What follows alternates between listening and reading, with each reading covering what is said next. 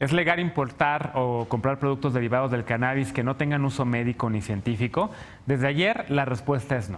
La Comisión Federal para la Protección contra Riesgos Sanitarios, la COFEPRIS, revocó los lineamientos presentados por la misma comisión el año pasado, todavía en tiempos de Enrique Peña Nieto. ¿Por qué? Veamos el contexto.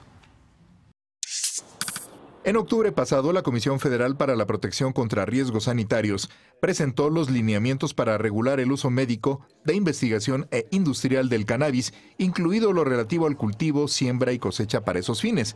Este miércoles, la COFEPRIS revocó esos lineamientos al determinar que contravienen la Ley General de Salud al haber autorizado la comercialización de productos con derivado de cannabis en usos distintos a los médicos y científicos. En 2017, la Ley General de Salud y el Código Penal Federal fueron modificados para regular el uso medicinal de los derivados farmacológicos del cannabis, así como normar la investigación y producción nacional de los mismos. La Ley General de Salud establece que esta regulación se limita únicamente a fines médicos y científicos, y todo acto relacionado con la materia requiere autorización expresa de la autoridad sanitaria, pues el cannabis y sus derivados están clasificados como estupefacientes o psicotrópicos. La Subsecretaría de Industria y Comercio de la Secretaría de Economía, por su parte, apuntó que los lineamientos no contaron con la aprobación de la Comisión de Comercio Exterior, ni se publicaron en el Diario Oficial de la Federación, ni se modificó el acuerdo de regulaciones no arancelarias de la Secretaría de Salud, además de que involucran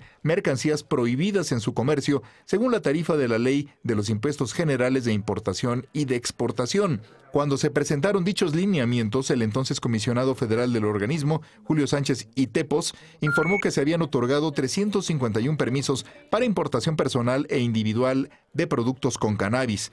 COFEPRIS informó que revisará las autorizaciones de productos que contienen cannabis y sus derivados emitidas en la administración anterior para eliminar la posibilidad de que se comercialicen productos sin autorización y que pongan en riesgo a la salud de los mexicanos.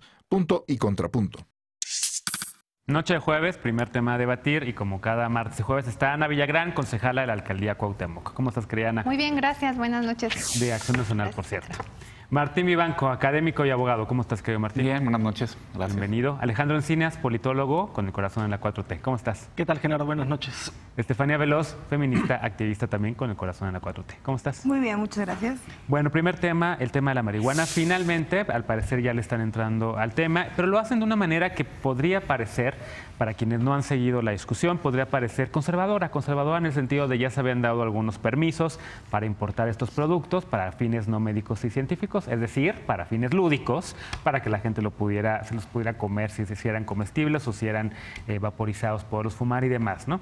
Pero ahora resulta que los echan para atrás. Y yo ayer veía a varios de los activistas, entre ellos, que han empujado este tema durante muchos años, entre ellos la abogada Luisa Conesa, entre ellos nuestra querida compañera también de Punto y Contrapunto, Elisa María Sánchez, de México Unido contra la Delincuencia, Aram Barra y muchos otros más, celebrando esto, ¿no? Yo les preguntaba, ¿pero por qué están celebrando? Parece más de una medida conservadora. Ya me explicaron la razón, pero ¿cómo lo ven ustedes? Antes de que yo les diga cuál es la razón, o digamos, avanzar la idea de que se va a discutir en el Congreso de la Unión la regulación del mercado de la cannabis. O sea, el argumento es que los lineamientos fueron más allá de la ley. No hay una jerarquía normativa y una legislación secundaria no puede ir más allá de las categorías que están previstas en una norma de rango legal. Entonces, lo que argumenta la COFEPRIS, en este caso, la Secretaría de Salud, perdón, es que cuando se emiten los lineamientos, se otorgan las licencias y estas licencias se utilizan para importar productos y el fin no es el que está previsto en la ley. No me queda muy claro así la razón que te dijo Luisa. ¿No le hablaste? No le hablé, pero o sea, es una cuestión de legalidad. A mí yo tengo dos puntos. Una es, no me queda claro el régimen transitorio. ¿Qué va a pasar con las licencias ya actuales de las empresas que ya están operando? Que tienen derechos, son derechos adquiridos, ¿no? Son derechos. Dos, no sé cómo saben si obtuvieron una licencia para producción industrial de la cannabis o derivados de la cannabis, sobre todo THC y CBD, que son las dos CBD, que son las dos sustancias que más se utilizan. O sea, ¿qué va a pasar con todos esos pacientes, por ejemplo, que ya se están tratando? Sí. ¿Qué va a pasar con todas esas licencias, con todo el medicamento que ya habían importado? Porque parece que no tienen permiso ya. Ahora, el revocar los lineamientos no implica automáticamente una revocación de las licencias. Entonces, hay una zona gris que la verdad es que no entiendo. Obviamente es muy legal y normativa.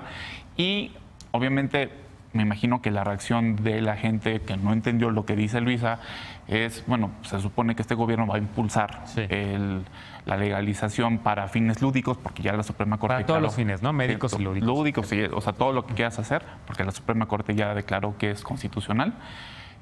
Y pues revoca estos lineamientos. Entonces no tiene nada que ver con eso. Exacto, pero no me queda claro el punto, ¿no?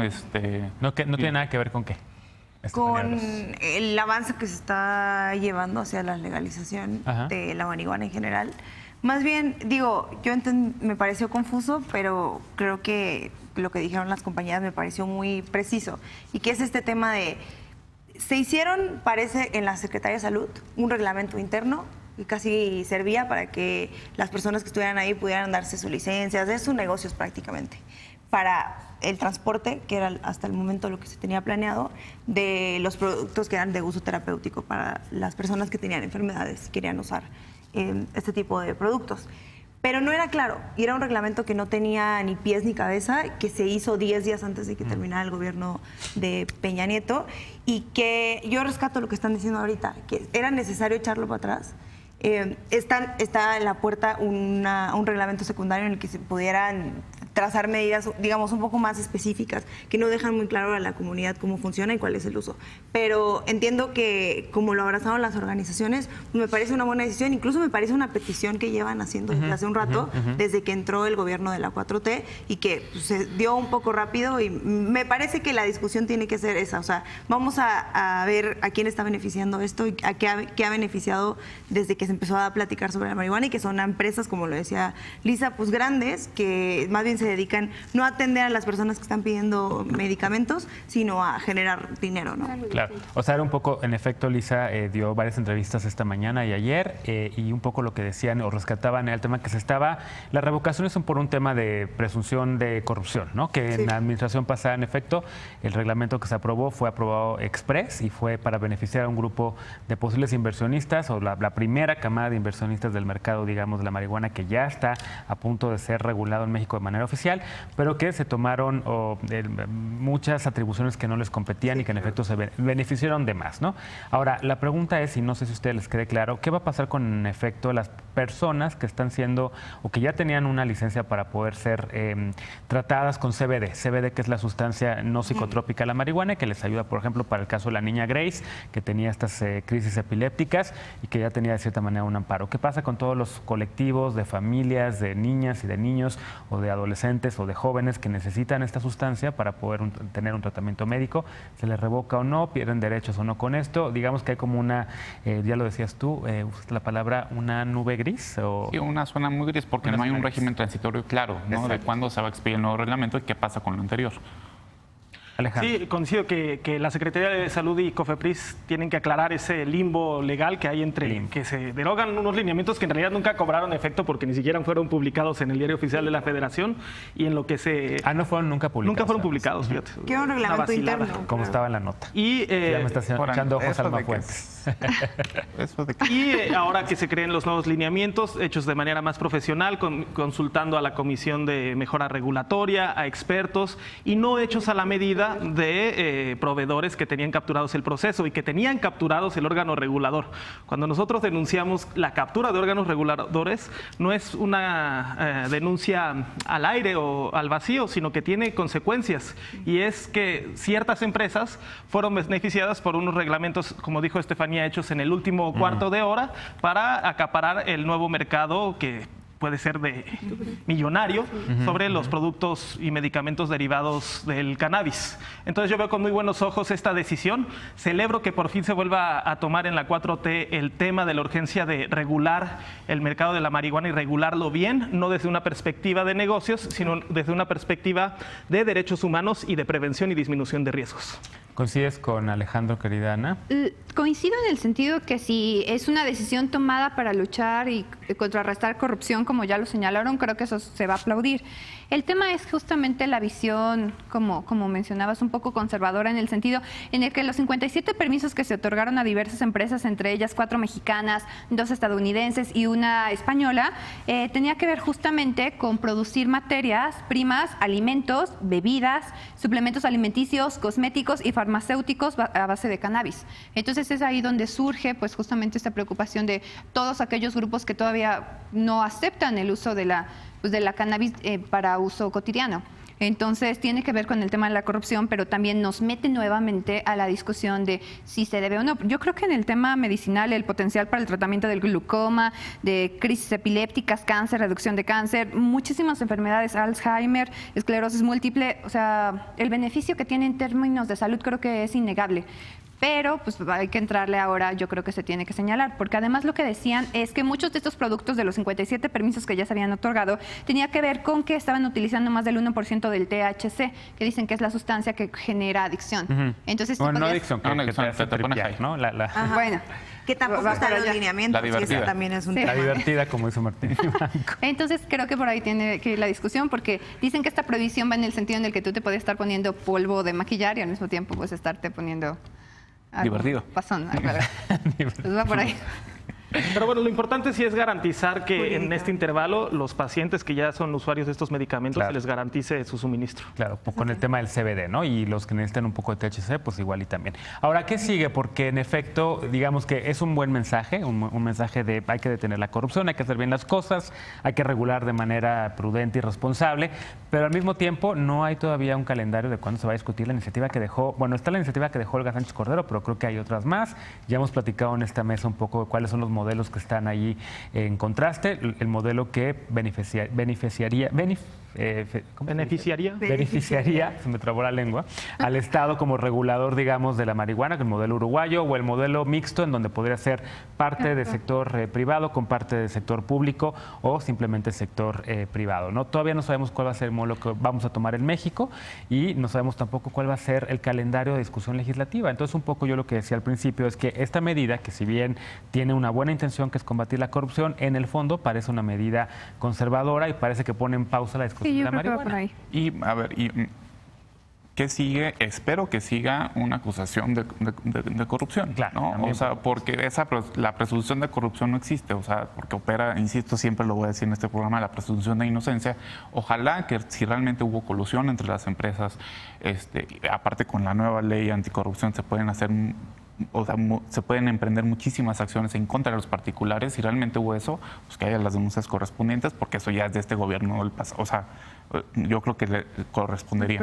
Y respecto a la iniciativa, creo que no se ha empezado a discutir. O sea, a mí me gusta más el modelo uruguayo, la verdad, de que el Estado controle el suministro, las dosis, etcétera, y que no se haga de esto un negocio. Sí, que no se venda en un Oxxo, ¿no? Pues, sí, al principio. Y yo ya creo después... que vamos a atender en aquel camino, porque se va a requerir distribución. El Estado no va a poder, o sea, el monopolio de la marihuana, por decirlo así. O sea, de que van a aparecer empresas como estas que ya tenían permisos, que van a querer entrarle al mercado, va a aparecer, porque lo mismo ocurrió con el alcohol y con el tabaco. Va a pasar. Sí, nada más, yo creo que al principio sí necesita estar bien regulado, que el Estado sea distribuidor principal y luego ya... Y quizás permitir la producción para consumo propio, eso también sería una forma atractiva. Que también está, ¿no? Hay experiencias de clubes canábicos en España, etcétera, que todavía están en una zona medio gris, pero también eso habría que hacerlo valer, que no solo se regulara, porque además ni siquiera está penalizada la aportación hasta cierto gramaje. Lo que está penado es el trasiego, etcétera. Entonces, como que hay contradicciones ahí en el vacío legal, vacíos legales desde que se produce hasta que llega en el consumidor, pues homologarlo, pero sobre todo garantizar la no criminalización de los usuarios y que se aborde el tema no desde un problema de seguridad, sino uno de salud pública. No, y ya que se discute el tema, no podemos seguir teniendo al ejército destruyendo cultivos de marihuana y matando gente cuando en California ya todo el mundo... Como la imagen ridícula que vimos el año pasado todavía en el sexenio de Fox de una mata de marihuana que varios activistas del cannabis plantaron por varias partes de la ciudad y de repente un operativo, el ejército en medio del periférico para destruir una planta, una matota hermosa de marihuana, porque el planta es muy bonito también, ¿no? Bueno, vamos a hacer una pausa, regresamos evidentemente con el tema de la marihuana más adelante, porque sin duda esperemos que sea la discusión legislativa, por lo menos este año, al menos en el otoño, eso esperamos, y ojalá que así sea. Vamos a una pausa, regresando. El retiro del fuero al presidente y a legisladores avanzó en el Senado. Con ese tema regresamos.